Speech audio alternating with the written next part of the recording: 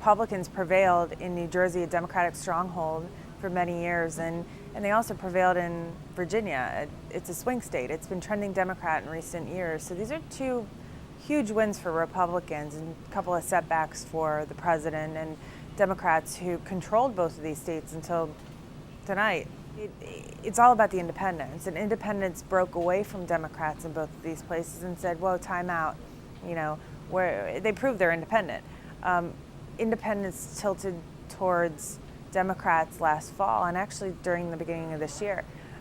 They broke evenly between John McCain, the Republican, last fall, and Obama, the Democrat.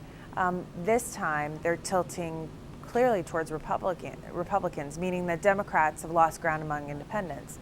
That's critical going forward because, independents are the voters who actually decide elections. What we can say about the president is he campaigned very hard for both of these candidates, both of the Democratic candidates in these states, went in and spent considerable time and energy. And because of that, the fact that he went in and worked hard for both of these candidates, they both lost, does raise questions about just how much political influence he has. It also is the fact that they've both lost. Sure, it's somewhat of a blot on his standing, but whether or not this really translates into, major difficulties going forward, look, a lot can happen between now and next fall.